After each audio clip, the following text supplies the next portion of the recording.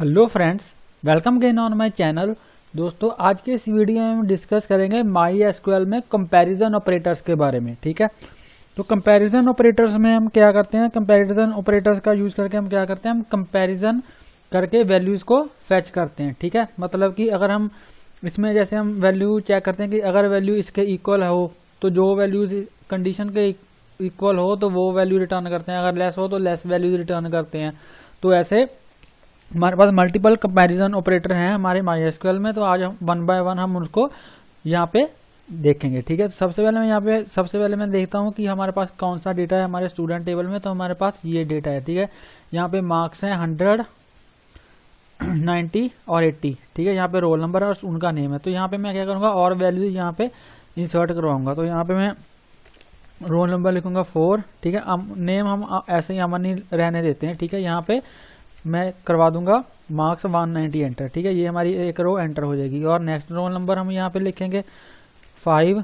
Name में अमन ही रहने देता हूँ क्योंकि यहाँ पे मार्क्स में कर देता हूँ 250, क्योंकि एक नाम के मल्टीपल स्टूडेंट्स यहाँ पे हो सकते हैं। ठीक है, और यहाँ पे एक रो हम और इंसर्ट करेंगे। ठीक है, एक रो और इंसर्ट करेंगे। यहाँ पे मैं कर दूंगा लेट्स से 150। ठीक है, तो ये हमारे पास मार्क्स हमारे यहाँ पे एंटर हो जाएंगे और ये हमारी रोज आ जाएंगी। ठीक है, तो ये देखिए हमारे पास इतना डेटा हमारे पास आ चुका है। अब अगर मैं यहाँ पे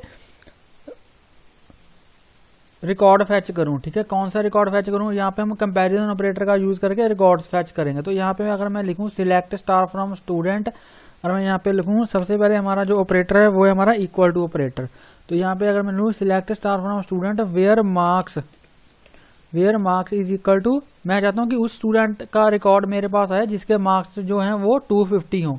तो यहाँ पे मैं लिख दूंगा इज इक्वल टू 250। तो यहाँ पे जब मैं इसको रन करूंगा तो ये देखिए यहाँ पे जिस स्टूडेंट के मार्क्स 250 है वो हमारे पास यहाँ पे रो आ चुकी है। ठीक है, अगर मैं यहाँ पे 150 कर दूं तो उस स्टूडेंट का रिकॉर्ड हमारे पास आ जाएगा जिसके जो मार्क्स हैं वो 150 हैं। ठीक है, तो यहाँ पे हम ऐसे इक्वल टू ऑपरेटर का यूज करके अपने जो डेटा को फैच कर सकते हैं डेटाबेस से। ऐसे ही नेक्स्ट हमारे पास है नॉट इक्वल टू।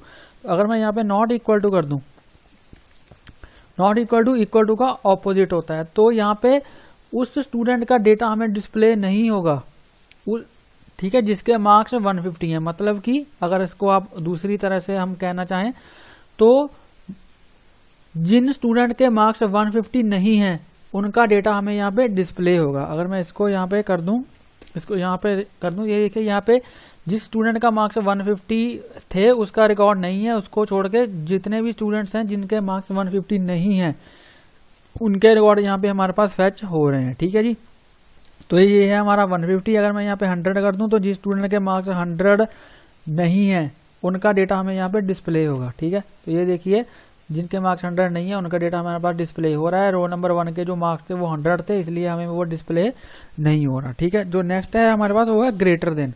अगर मैं यहाँ पे इक्वल टू की जगह पे कर दूं ग्रेटर देन, तो जिन स्टूडेंट्स के मार्क्स 100 से ग्रेटर हैं उनका रिकॉर्ड हमारे पास यहाँ पे डिस्प्ले होगा। अगर मैं यहाँ पे कर दूं, ये देखिए जिनके मार्क्स 100 से ग्रेटर हैं, ठीक है, उनका हमें यहाँ पे डेटा डिस्प्ले हो रहा है। ठीक है, जिनके मार्क्स 100 से कम है या 100 के इक्वल है उनका डेटा हमें यहाँ पे डिस्प्ले नहीं हो रहा। ठीक है, तो ये हमारा ग्रेटर देन ऑपरेटर। इसका ऑपोजिट होता है लेस देन। तो जिन स्टूडेंट के मार्क्स 100 से लेस होंगे उनका डेटा हमें यहाँ पे डिस्प्ले होगा, जिनके मार्क्स 100 के इक्वल या फिर 100 से ग्रेटर होंगे उनका डेटा हमें यहाँ पे डिस्प्ले नहीं होगा। ठीक है, अगर मैं इसको रन करूं तो ये देखिए जिन स्टूडेंट के मार्क्स 100 से कम है उनका डेटा हमें सिर्फ यहाँ पे डिस्प्ले हो रहा है। ठीक है, एक हमारे ऑपरेटर होता है लेस देन इक्वल टू, मतलब कि अगर मार्क्स 100 के इक्वल होंगे या फिर 100 से कम होंगे तो हमें डेटा हमारा डिस्प्ले होगा।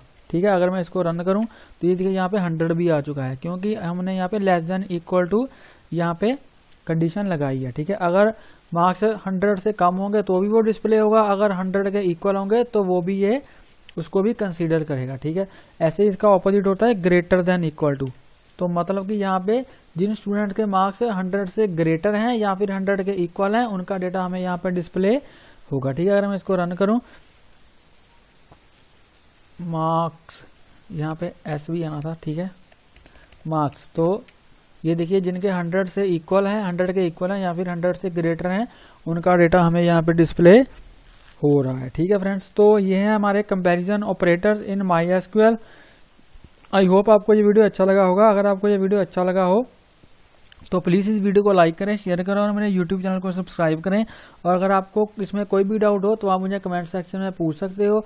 और प्लीज़ बेल आइकन को हिट कर लेना ताकि मेरे लेटेस्ट वीडियोस की नोटिफिकेशन आपको मिलती रहें।